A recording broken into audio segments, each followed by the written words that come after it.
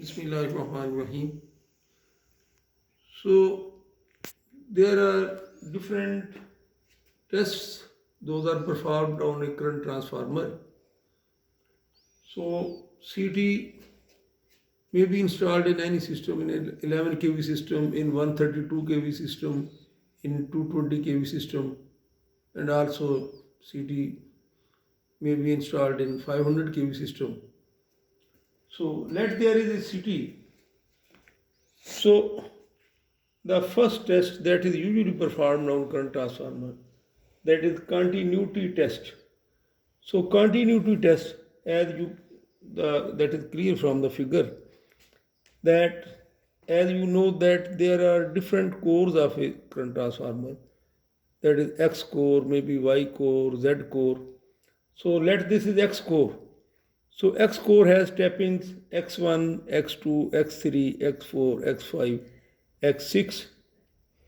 So when I want to perform continuity test, then the avometer or multimeter that must be put on continuity, and as the avometer has two leads, so one lead of the avometer must be put upon X1 and the second lead of the avo must be put on X6.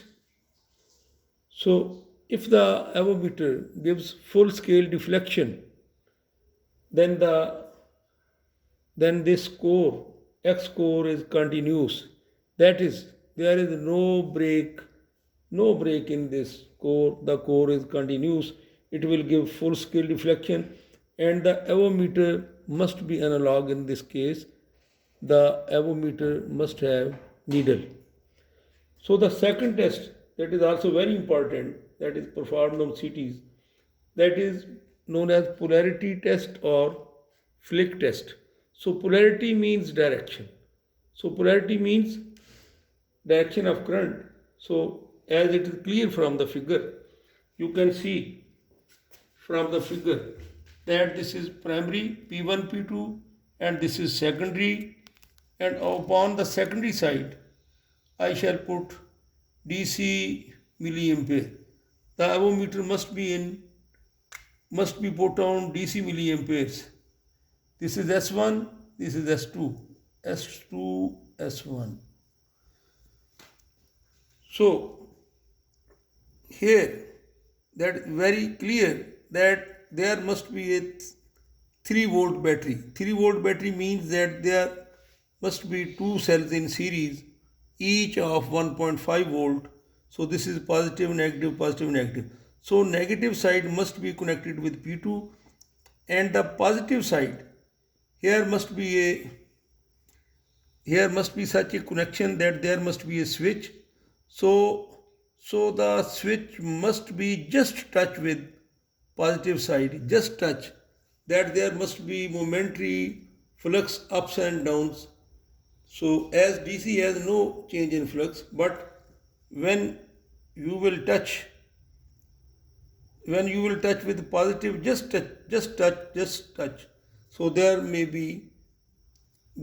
be changes in flux. So the needle that will move towards clockwise, just move clockwise. So it means that the S1 is towards P1.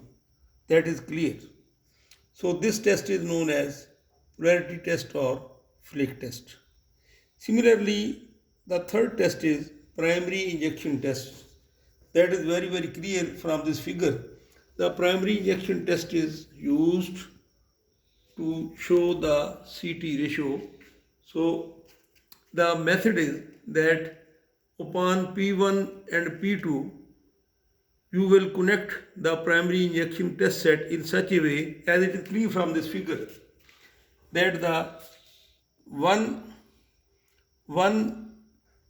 side of this primary injection with P1 and the other side with the P2, and on the secondary side winding there must be a ampere meter that is connected on secondary side. So there are different ways. So at first it must be clear. It must be very clear the cores which are not under test, those must be shorted. The core under test, that must not be shorted. The core under test, this is the core under test. This core is under test. So here I shall apply ampere meter, and upon P1 and P2 I shall apply primary injection test set. I shall apply 100 ampere, and there must be 1.25 ampere on ampere meter side. Similarly, when I apply 200 ampere, there must be 2.5 amperes on ampere meter, that is on secondary side. Similarly, when I apply 300 ampere on primary side with the help of primary injection test set, there must be 3.75 ampere on secondary side on ampere meter. Similarly, when I apply 400 ampere on P1, P2, then there must be 5 ampere on secondary side, that is on ampere meter. But these are the results. If CT is okay and healthy, then this is the result. These are the results. But if CT is not okay, then say if I apply 400 ampere, so there will be not 5 ampere, there may be 3 ampere, there may be 7 ampere, and so on. But this CT is okay. So this test is known as primary injection test set, used to check the CT ratio. Bismillahirrahmanirrahim. So another very important test for a current transformer is magnetization curve test. This test must be performed at least after 5 years. So this is very important test. The name of test is also saturation test. So the method of this test is that, as it is clear from this figure, you can see that the AC voltage must be applied on the secondary winding of CT, not DC. Only AC voltage with the help of variac must be applied on the secondary winding of CT, and the primary side P1 and P2 clamps on P1 and P2 must be opened. There must be a proper PTW. So the method is that I have written the main points, that you can see that apply AC voltage, as I have already described, that apply AC voltage on secondary winding of CT, and when I apply, these are the supposed readings. These are supposed readings that I apply 20 volt with the help of variac. This is voltmeter, this is ampere meter, this is a system. So when I apply 20 volt, say there is leakage current 15 milliampere. When I apply 30 volts with the help of variac, then the excitation current is 22 milliampere. Excitation means that all those quantities which are applied on the core of CT, those are known as excitation quantities. So when I apply 40 volts, so the result is 30 milliampere. When I apply 60 volt, then the result is 45 milliampere. When I apply 80 volt, then the result is 60 milliampere. Now that comes with the help of experience. When I reach on 80 volt, then the 10% of this 80, that is equal to 8 volt. So 80 plus 8 is equal to 88.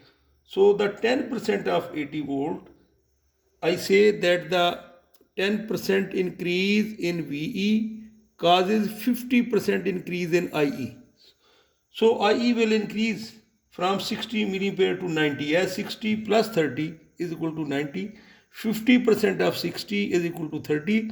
So 60 plus 30 is equal to 90. I have written here.